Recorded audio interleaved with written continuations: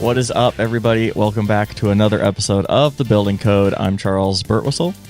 I'm Courtney Matern. What do you think of that? Are you going by Charles? Yeah, now, 2025, new year, new me. This is going to be the year of Charles, I think. Charles, that's going to stick. We're going to have to make, new stickers with absolutely names on them and everything. I've been waiting like 3 weeks to make that joke on the podcast recording here. I'm like, I can't wait till we get back. I'm going to introduce myself as Charles. Man, you couldn't wait to get past Christmas and New Year's and all the fun just to come back and to the podcast. Yeah. With that being said, Courtney and I are back in the podcast studio for the first time in probably 3 weeks. Yeah, it feels weird. It does feel weird, but it also feels like home. It feels like we're back where we belong. It smells like cookies, not really. How was your break, Courtney? My break was great. I took a trip to San Diego, spent time with family, got some sunshine, made a mood board. Love that. Really sort of out of character for me, but really? Because I feel like that's pretty on brand for you. You would think so, but yeah, it was my first time making a collage. Love that. Well, the good news is we both had fantastic breaks. We are back ready to podcast our A off. And we are not wasting any time with fantastic guests. Who do we have today, Courtney? Today we have Tammie Ross. She is the Chief Executive Officer and General Contractor of Residence by Ross. She owns her business down in Memphis, Tennessee, doing home building. But she also is releasing a book this month, well, in February, on my birthday, actually. Wow. Did you guys plan that? Yeah, we did. It was a birthday gift to me. Just a happy coincidence, but it's called Breaking Ground, Breaking the Glass Ceiling, and she shares about her journey of overcoming barriers to joining the male-dominated industry of construction, not just as a woman, but also as a Black woman. And those experiences are, underrepresented, and those stories aren't told enough. And we're happy to have Tammie on and kind of highlight her book before it comes out. Yeah, absolutely. Well, without further ado, let's get Tammie in here. Hey, Tammie, welcome to The Building Code. Really appreciate you making the time to join us today. We are super excited to have you. How are you doing? I'm doing great. Thank you so much for having me as your guest. Oh, absolutely. Courtney and I were very much looking forward to this interview. We were talking about you and your book and everything in between before this. But for those people that do not know you, we always like to just kick off these interviews with tell us a little bit about yourself, kind of your background, where you came from, and how you got to where you're at today. Awesome. Well, hi, everyone. I am the CEO and General Contractor of Residence by Ross. So my journey into the construction industry, to be honest with you guys, was quite unconventional. I spent over 20 years in the financial sector, specializing in automotive financing. But my passion for real estate and helping others achieve their dream homes, it led me into this field. So here I am. I became a licensed general contractor and entered into this male-dominated industry, hoping to help others along the way. Yeah, we brought you on in the new year to talk a little bit about your book, Breaking Ground, Breaking the Glass Ceiling, and it's a guide for women navigating industries where they're underrepresented. I was just looking up some statistics about the construction industry specifically and found out only 11% of the workforce in construction is women. With that in mind, you've managed to break through a lot of barriers and build your successful company. What were some of the biggest challenges you faced in your career, and how'd you manage to navigate that? That's a great question. So I was motivated to write Breaking Ground, Breaking Glass Ceilings because of my own experience as a minority woman in the construction industry. And as you mentioned, it is 11% of women in the industry, but it even gets smaller when it comes to Black individuals. It's only 6.7%. So the challenges and obstacles I faced have been quite significant. Just not just because of that, but not just because of that intersectionality, but for several other reasons. But through perseverance and resilience, I've also experienced incredible growth and success.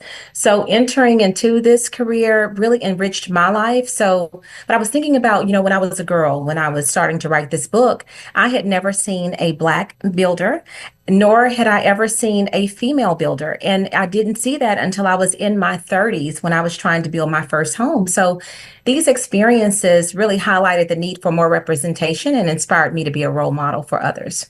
Can you share a little bit about your first experience seeing a woman in the industry and what that meant to you?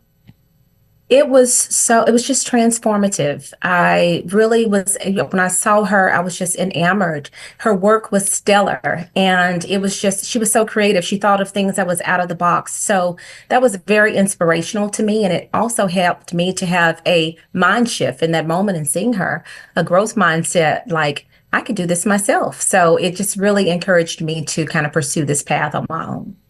I love that. I'd love to know just a little bit more about your journey because you mentioned you're in, the finance sector, and then you wanted to get into home building, your love of real estate, but now you're doing corporate speaking and consulting and an author of a book. How did you you make that first major career move, and then just kind of continued? You mentioned the growth mindset. You seem like someone that always like to keep yourself busy. What were those kind of stepping stones like, and how do you just continue to evolve as a person, as a leader, and as an entrepreneur? That's a great question. I think that not only with the growth mindset, but also having emotional intelligence, thinking about my community, not just for myself, being community centric in all of the things that I do.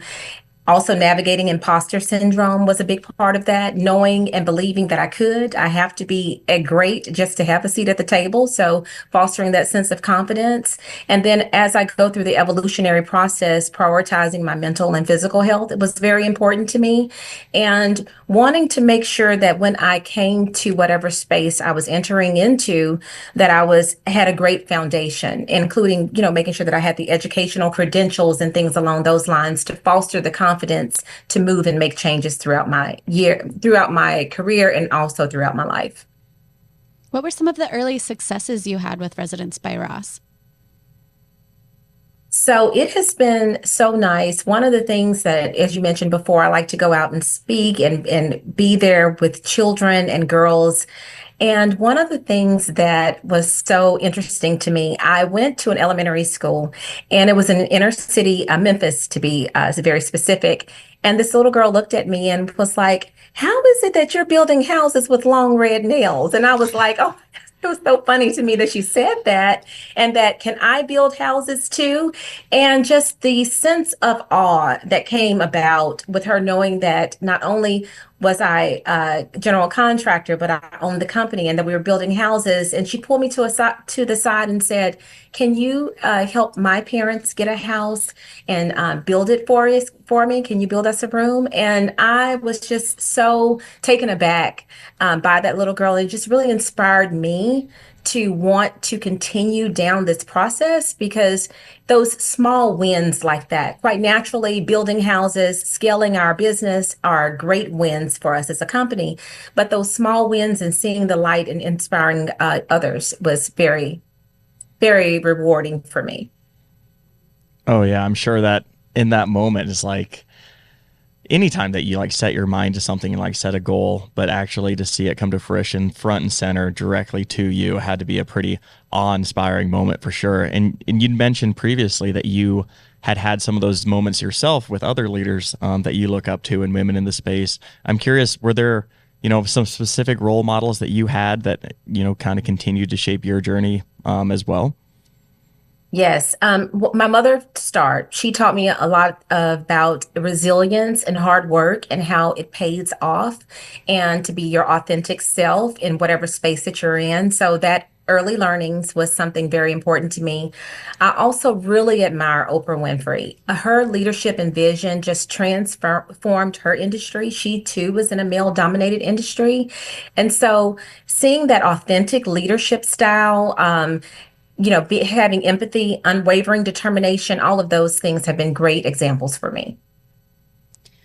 I think the topic of, whether it's breaking the glass ceiling or having more women represented in a different field, like a lot of people might say, well, the job is just hard. Construction is just hard. But can you explain the importance for you and in writing your book of, kind of documenting these unique experiences of being a woman in the field to say, no, this is different. This isn't just a part of the job. This is part of our lived experience.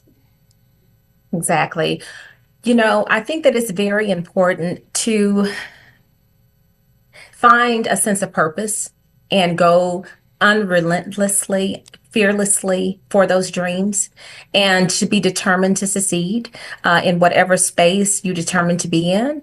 And I think that just by having your own blueprint for success and setting strategies that helps you to be successful and not giving up. Because if you just get started, even if the situation is not perfect, just get going.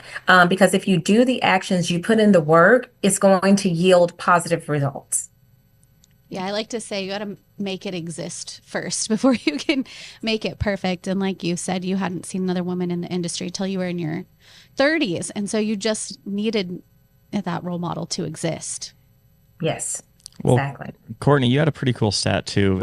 Courtney was very excited about our stats before this interview here, so I want to make sure she gets the chance to share them all about the number of like mentors that people have in the space. And obviously, when you're trying to do something for the first time and break these glass ceilings, having a mentor and mentoring other people can help guide that path and lead that path. And it's something that you talk, I was looking at your website before this, you talk a lot about mentorship on there. So Courtney, what was your stat before I asked my question? It was from the Bureau of Labor Statistics. I even got real sources. Yeah. Did a lot of research. See what I mean? She's very excited about these stats. 40% of women in the construction industry report having mentorship opportunities, which means 60% don't have a mentor. And I know as a woman in tech, I always say like you kind of need an example or a mentor to model your behavior after, because sometimes it doesn't, the way I would behave would be different than a man would behave in certain situations.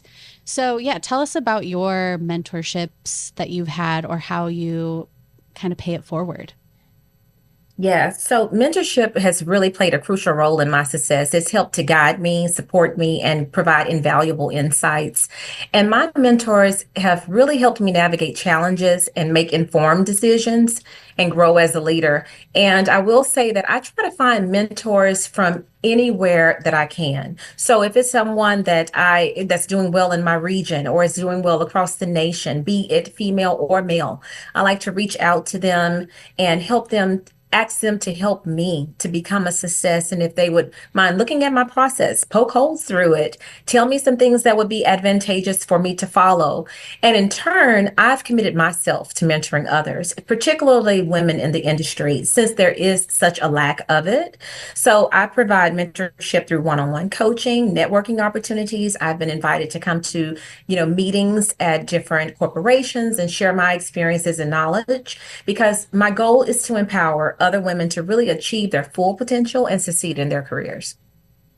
I love that. I feel like that's something that more and more and more, Courtney and I have hosted this podcast for a couple of years now, like we're hearing that more frequently in our interviews of the importance of community and the importance of just reaching out to people that you admire, even if it's something as simple as an Instagram, DM of like, hey, I saw you doing this, and like fostering that connectivity. I think that's something that honestly construction was lagging in a long time, and now I kind of see leading the charge with a lot of the different networking groups and like coalitions and conferences that are popping up, and people like you leading from the front of always being available as a resource as well too. It's something that's been really, really cool to see. How would you advise someone to reach out to a mentor? Do you stalk them on LinkedIn? Do you find them on Instagram? As someone who's more of an extroverted introvert, I always find it sort of awkward to just be like, hey, I think you're awesome. But is that the approach to take? I think so. That's a very authentic approach, Courtney. I think that you're awesome. I'd love to glean from your experiences. Would you be willing to mentor me? Just as simple as that. And I think that a person would be very willing to do that. It's hard to tell someone, no, I'm not going to help you. I just can't see doing that. And as Charley mentioned, our community in the construction industry, it's becoming more open. It's becoming more receptive to individuals that's coming into it. So I just think that we just have to get ourselves out there. And it's a very humble approach. And, humility always wins when spaces like that.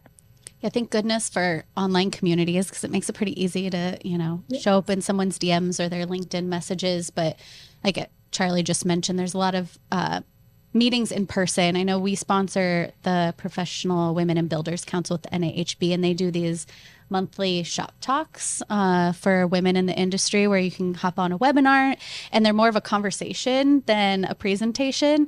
And I know women are kind of meeting each other that way, because I think when you only have, 11% of women in the construction workforce, like that's not that many. And the other stat, because I'm so proud of all my stats, was Here we go. Only 2.5% of construction firms are women owned. So not only is the pool small for women in the industry, but women running a business and running construction business is even more rare. Your book tackles some of the obstacles that women face in these like male dominated industries. What do you think is the most pressing obstacle or tallest hurdle in 2025? That's a very good question. I oftentimes think that the biggest obstacle is what we think of ourselves. Earlier I mentioned about the imposter syndrome. The first thing is knowing and believing in yourself and in your abilities. And if you lack in a certain skill set, there's so much available if you're willing to educate yourself and upskill. So I think that the biggest obstacle is what we tell ourselves in our minds. And once we get past that, I really believe that we can do anything that comes our way in 2025 and the years to come. I love that answer. I'm a pretty big believer of everyone has imposter syndrome. Yeah. The people that you look up to and the people they look up to, they have imposter syndrome too.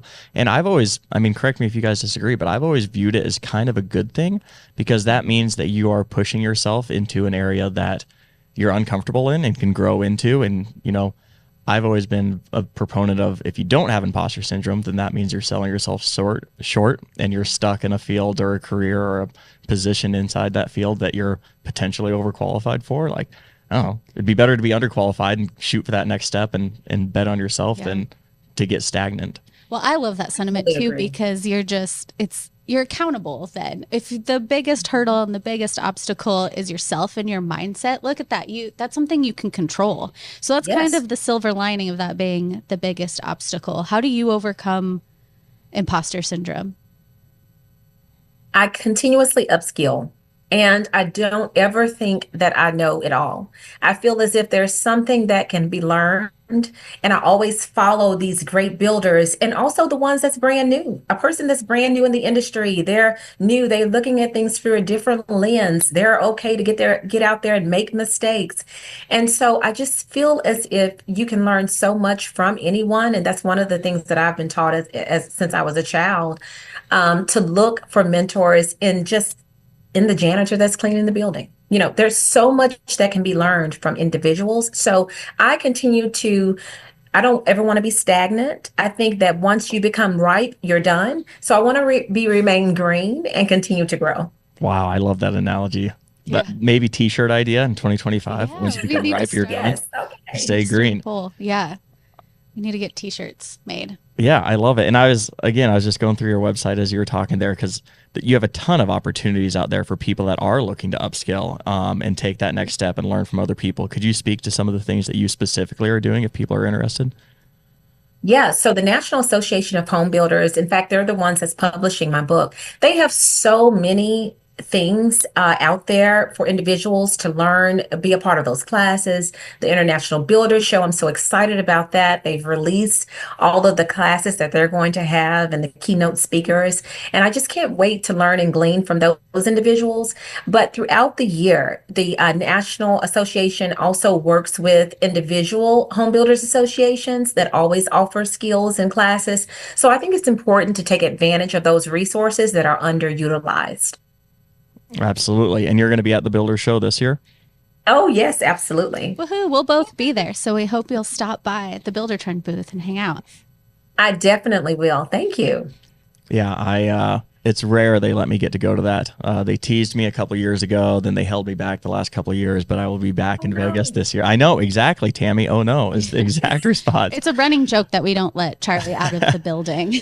How can you not? And he's interviewing all of these builders. I know. Exactly. You're making my point for me, Tammie. Now he gets to hit the road. Well, while you're at the Builder Show, do you have any tips for people as they prepare? This will air in a couple weeks, so you'll have a month and a half to prepare for going to Vegas. advice if somebody sets out, especially, you know, a woman in the industry, or maybe a woman who wants to run her own business, and she, you know, has top 3 things she's got to do at the International Builder Show, what would they be on your list? Wow, great question. I would first go to the Professional Women in Buildings booth and sign up there. That's where the national part of the national chapter will be there. And just get out there, introduce yourself to other associations, members of the other associations, and seeing how you can glean from there. And then I would also attend a lot of the classes. I know that I'll be speaking at a couple of those classes, so I would love for your viewers to come to some of mine. You can find it on the schedule. And then just have fun. Go out there and go around the booths, exchange business cards, bring a lot of those, and get to know individuals and new vendors. So I think it's going to be a great experience. Just be open to it. I am pro like physical business cards as well, Me too. because especially when you go to a show like that, that's like they serve as little sticky notes to like call this person. Here's a to-do list. When I get back, I always like stick them in my pocket, and then I send off all my emails afterward. I love going to the International Builder Show because it's like being in tech. It's like the one time of the year we get to see our customers in person. And sometimes when we get to meet people like you or some of our customers, it's like we're meeting celebrities for the first time. Oh, 100%. Yeah, when we I'm meet in person, starstruck it's like- constantly out there. yeah. Well, before we wrap up here, obviously new book coming out, not released yet though. Is that correct? It's going to be released on February the 3rd. It's available now on Amazon and Barnes & Nobles and other bookstores, and it's going to be released at the International Builder Show. So be there we sure to go. stop by. There'll be raffles and everything, so I'm excited to see you there. Love that. We will make sure to link the link for the book in the show notes here. And again, if people are coming out to the International Builder Show, you will be there. Get a little autograph, book signing, or something like that, right? Absolutely. Love that. I think that's it. You got anything, Courtney? Nope. I think that I've got everything. I think a good place to end would just be, you know, do you have like a mantra going into the new year? Because I want to stick to it's January. Is it new year, new you? Do you have a big goal for the new year? Yeah. What do you got your sights set on? I would say 2 things. Step into your power and be unstoppable. Love that. Heck yeah. That's such great motivate. Like Courtney and I have to go back to our normal jobs after this. Yes. So thanks for firing me up as we go back to our desk and change the way the world builds here. Tammie, There you go. thank you so much for your time today. It was awesome to meet you and awesome to talk to you. Inspiring. I will definitely be ordering the book, and I will see you at the International Builder Show. Yay. Thank you all so much and have a great day. I enjoyed being with you. Absolutely. Absolutely. Thank you, Tammie. Thank you, Tammie. Well, Courtney, we just heard from Tammie Ross. What'd you think? I thought that she gave a lot of really good advice that I specifically needed to hear. But I can imagine a lot of business owners heading into the new year, especially women who might be setting out to start their own business, needed to hear, which is just go out, get started, find a mentor, ask nicely, and go. Do it. Do the thing. Yeah. The point that she made about like the imposter syndrome and just taking the next step really resonated with me. And I love that where her mindset is at and her attitude is at of exactly what you just said is like, it is hard. It's going to be really hard, especially if you're a minority woman in a male dominated field. But regardless of what you're doing, it's the whole point is hard.